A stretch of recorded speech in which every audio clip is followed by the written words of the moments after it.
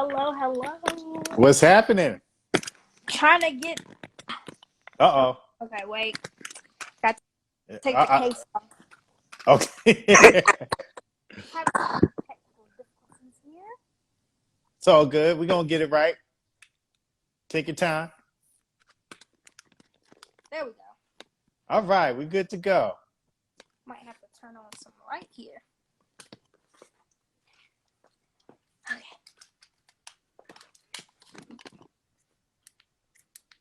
Oh, there we go. Okay, we good. We settled.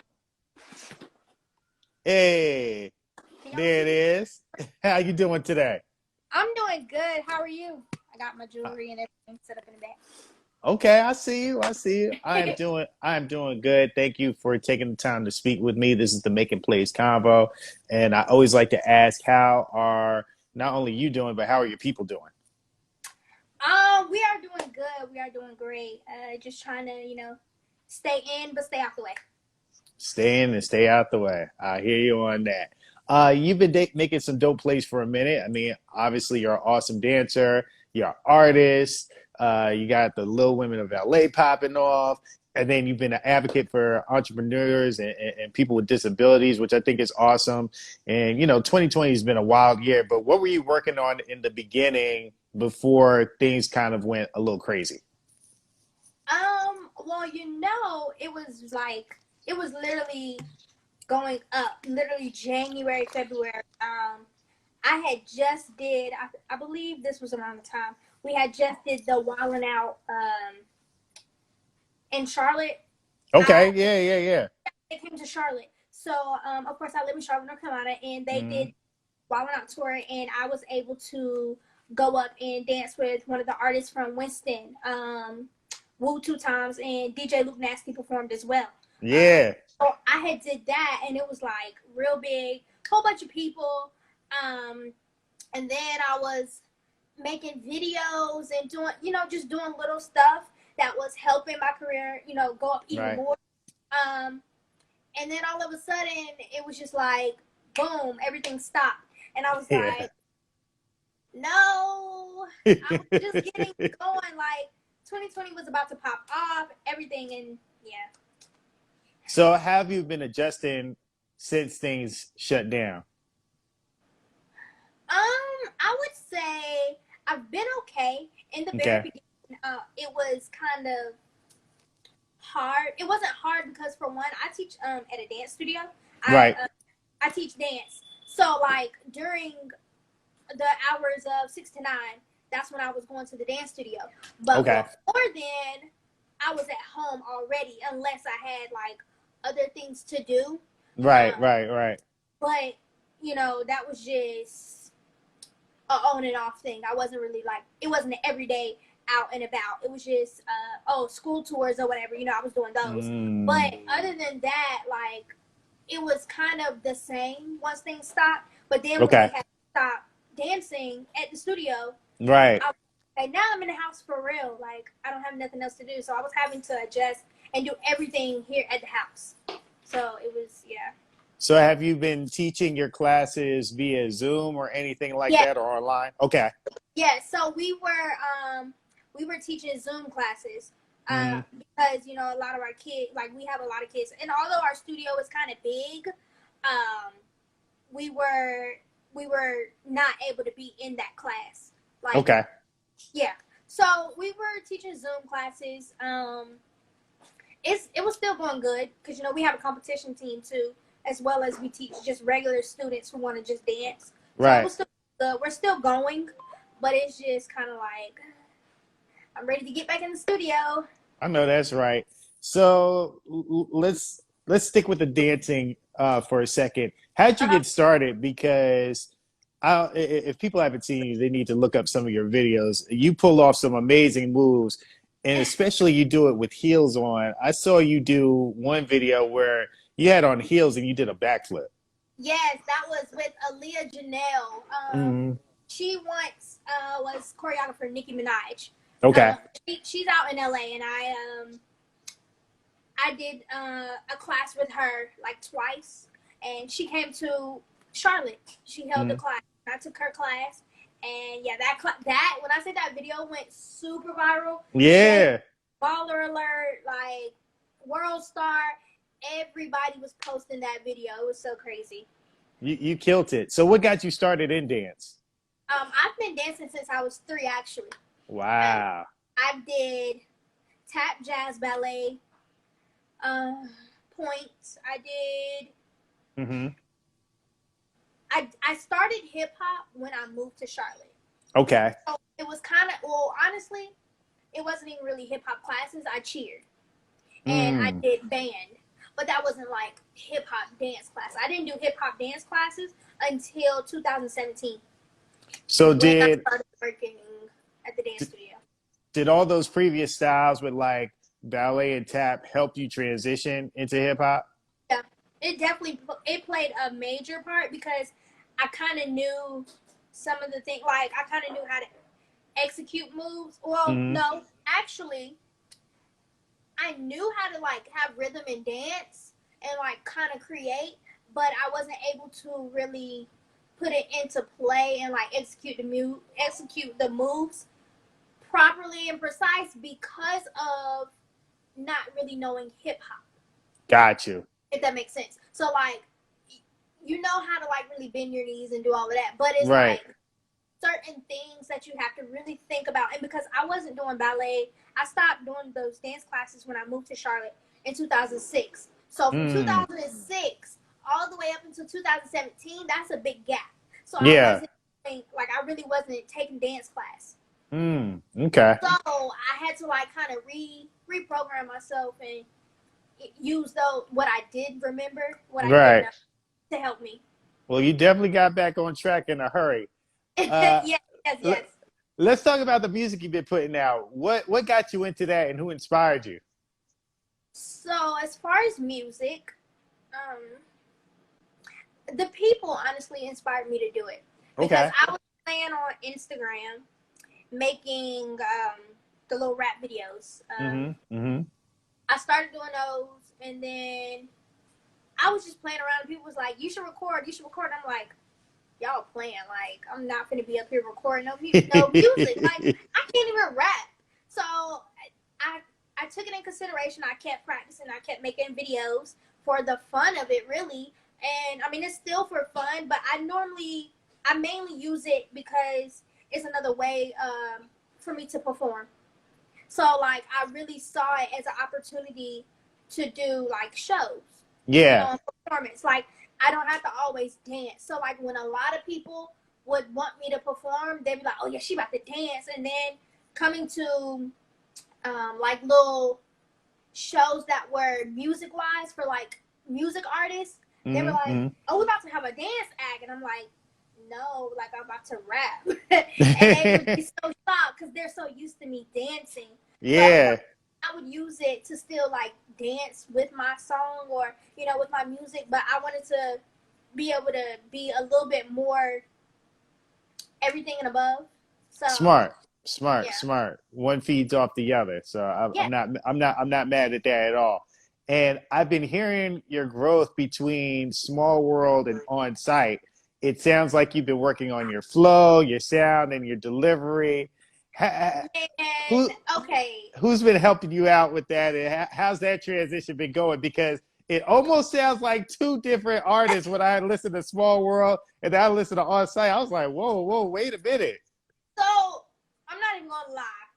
Small World, we came up with it one day. Well, pretty much all my songs are like I came up with it, like overnight or something, or Right. a few nights, or I just be thinking of stuff, writing down. But no, not on site. Small World. Literally, I went in there. We recorded in the guy's house, and he was like, "I got this song," and I've been procrastinating working with him. I did not want to do this. I'm not even gonna lie. I did not want to do that song because I was like, this ain't it. But like the kids loved it when I first did it. And what happened was I went in, I listened to the beat, and Yeah. then started like writing stuff, and then we recorded, and that was it. He was like, "Yeah, I like it." I was playing the whole time. Like I did not take that song serious. The only time I took it serious was when it was time to perform for like all the kid events that I was doing. Got because you. they liked it. They liked the song, the routine that I did. I performed it at CIAA, which is Hmm. real big out in North Carolina. Oh yeah, I've been out there before. It was crazy when I did it. Like I had my whole dance studio performing with me, so it was Yeah. really big. But then as I kept going into making music and learning how to write, I would listen to a lot of people, Hmm. how they write, and honestly, a lot of my songs, I'm not gonna say I be capping, but some stuff I talk about that relates to me, and some stuff in my songs it don't relate to me, but it Okay. relates to the people that are around me or people Sure. that can relate to it. You feel me? So Yeah, no, I like, feel you. It's entertainment at the end of the day. yeah, it really is. That's how I look at it. Like, I wouldn't say that, yeah, I'm a rapper, because that ain't even. I really don't consider myself as a rapper. I consider myself as an entertainer. Like, I'm Got here you. for the entertainment purposes. If you feel me and you like it, you vibe with me, then cool. If you don't, hey, I don't know what to tell you. Well, the on-site record sounds good. So, do you plan on putting out any more music throughout the Um, year or this year? Actually, I do. I have another song called On Lane. Now that is like 2 years old. That was my second song that I made. Right. Then I did On Site, which was produced by I got 20 on my beat. I Yep. did Yep. a song previously that was kind of co-produced with him and this other artist that I mean not other artist, producer called Baby Dino. Okay. It's actually on YouTube. It's not really out. We just decided to go in the studio, make something, and just give it a try. Just kind of give me some other things, Hmm. other music to do. But I do plan on just creating more little singles. I don't really think I'm gonna go into doing an album or EP just yet, Okay. because I feel like right now I'm just having fun with it, and I know Hmm. I'm getting older. I get it, but I'm not really like, I don't feel like I'm that type of artist that really want to create a whole EP or album. Maybe an EP, I might consider it Yeah. within the Because next year. because an EP could be 3 songs. So Yeah, yeah, yeah, yeah. So that's it's why I said it's maybe totally up to you. EP gives you a lot of flexibility as far no, as how many songs you want or you don't want to put on there. So right. that's all good though. I gotta say congrats on being on Little Women of LA. Now I heard you were a little hesitant at first to do the show. Why? Um. Okay, a lot of people are going to think that I'm crazy, but for one, I used to be scared of little people. I heard Like, about that all too. my life, I was scared of little people. I was hesitant because in the beginning, people would be like, "Oh, you need to go do the Little Women Atlanta or Little Women LA, like be on that show," and I'm just like, "For what? Like, what is this? I mean, they're just little people. They're not even doing nothing." But then it was like, okay, some of them, they do have something going on for themselves, and the some shows or some people in the show, it just gives them an opportunity for other people to see how they live as a little person. It's not really like what they do. But for me, I just felt like if I go on here, it's solely going to be for me to use it as a platform for Mm. people to like see who I am, Hmm. know what I do, and just to get myself out there and use it on a resume and stuff like that. Because, or to, showcase my dancing, which I did a little bit of. And honestly, I told them if I was to ever come back, it has to be something like, I don't want to just be on there just to be on there. Right. Like, I have to be doing more that revolves around me, not just me living on a daily basis, because people see that through Instagram. That's real. That's So real. I just feel like I need more. Like, it's got to be more. What was the overall experience like for you? I loved it. I'm not even gonna Okay. lie. I loved it. It was great. It was very great because I was able to do things I never thought I would do. The whole retreat, or I don't even know if it was a retreat or whatever, the ending where we went to Cancun, I never thought I would travel by myself. Oh Like, wow. yeah, I was by myself. See, other people, they brought some people with them, which I Right. had no idea we could do that. But I went by myself, and I was out there, with them, but I was still by myself because I didn't really know them. I only knew Mm-hmm. them for the time being up there at the show, like filming. So I went to Cancun. We rode ATVs. I drove by Yeah. myself. I you know, it was just a lot of experiences that I got to do and experience for myself by myself.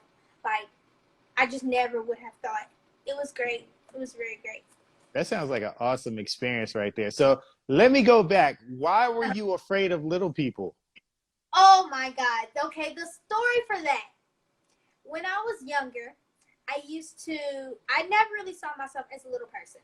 Right. So my mom and my dad, they always had me doing things that would kind of explain to me that I could still do, whatever an average person could do. So in my head, I never saw myself as a little person. So I went to a basketball game. Mm-hmm. Little people, of course, they were playing. They lost. I was cheering them on, and this one guy picked up a chair and he threw it. I'm sitting here cheering you on, like saying, "Good job. Don't worry about it. It's okay. Like, I know you lost, but still, hey, good job." No, that they just wasn't seeing that, and he like picked up the chair in front of me. I probably was like 6 or 7. So you were very Picked impressionable at the time. at that time, I was just like, "What?" So that scared me. And then, not only that, when I started like looking at the mirror and then looking at other little people, it Right. kind of freaked me out because I'm like, I don't look like them. Like, why do they look like that? And how is like, what's wrong with their bodies? Oh That's my literally how goodness. I thought.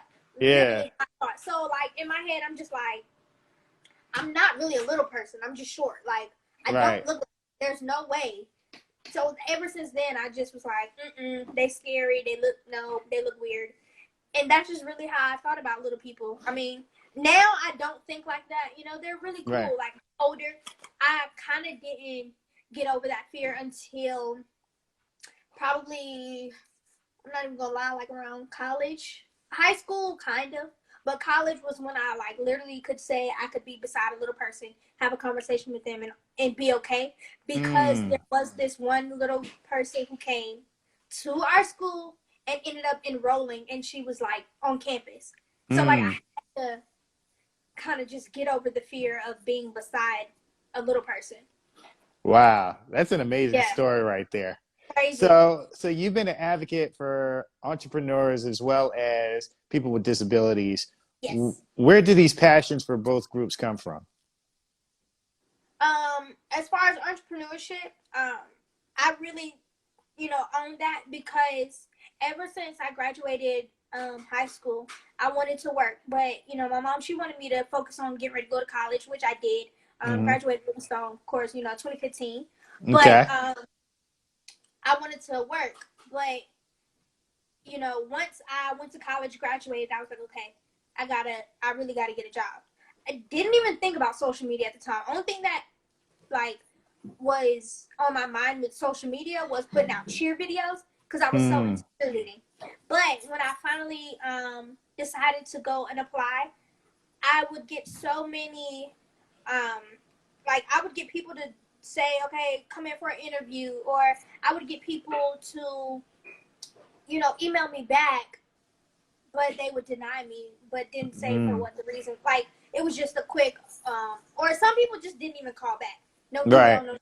So, like, a lot of that kind of discouraged me to even want to work because I'm like, thinking to myself, Keish, you really not going to be able to work for nobody because, for one, how are you going to reach anything? How are you going to do anything for them? Like, what Mm. can you really do? But then I thought to myself, I was like, if I can do the certain things at home or when I go into stores, if I can figure it out, I know I could work for somebody. But because I was being denied so many times, it just made me feel like it wasn't for me, and I need to go into, doing stuff for myself, like becoming an entrepreneur. Whether it was selling clothes, selling lashes, sunglasses, or being on Instagram and promoting myself as a dancer, and Hmm. having the disability that I have, but still being able to make things happen. So I kind of took Yeah. ownership of that because I was being denied so many times, and I felt like I'm not going to allow that to stop me from growing. Like, Absolutely. something else can happen. Well, you definitely been doing that and more, and I'm sure you're inspiring a bunch of people out there. What do you think Yes. the rest of 2020 looks like for you? Because obviously the first half has been, let's just say, a little wild. Woo! A First half has been a roller coaster, really. roller Like coaster for real. I didn't know if I was even going to be able to hold up. Like I honestly felt like, what am I really going to do? Mm, But as far as for now, I feel like things are kind of slowly picking up. Like it's moving, but it's not moving. So that's why I say it's slowly picking up. I'm going to keep working on, just putting out more content.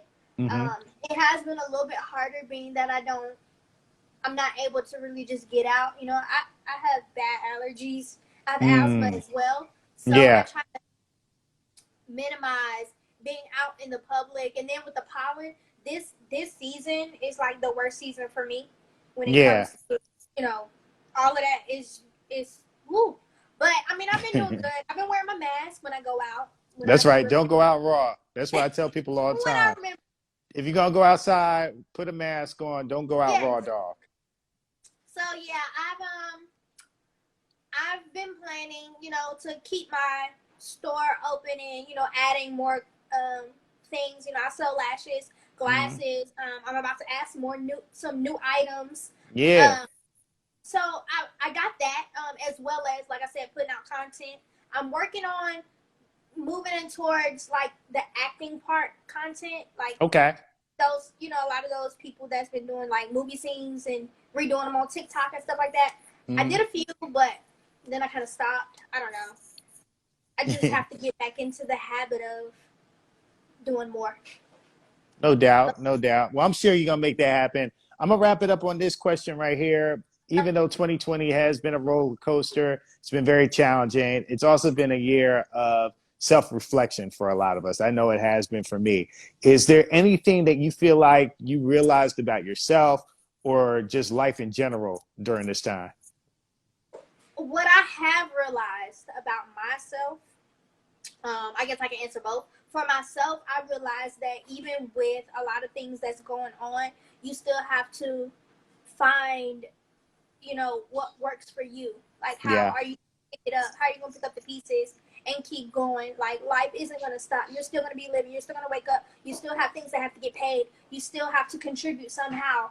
So, I just been having to figure out, okay, well, what's next for me? Like, what can I do to keep it moving? I don't want everything to stop like how I did on social media, because I did stop doing things for like literally a year. I had kind of transferred from making a lot of like TikToks and dub smashes because I was focused on um, choreography when I started dancing. So okay. my Instagram kind of just stopped, and it went into a whole nother. It was, yeah. So I don't want my life to do that with me thinking that now that everything has stopped, that now what? I don't want Right. to feel like I done did so much that now that this has happened, I can't continue. As far as like with everything that's going on, just keep the faith, keep God first, keep praying, and Amen. believing. Like three things I always tell everybody. Um, like I said, keep praying, Yep.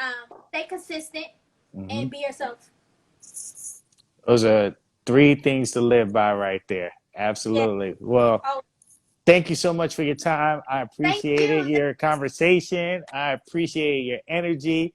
And once things open up for real and the pollen and all that stuff calms down, if you come to Atlanta, come through to the Pandora office so we can meet in person. Yes, definitely would love to. All right. You take care. Be safe. All right. Thank y'all. Bye. Bye.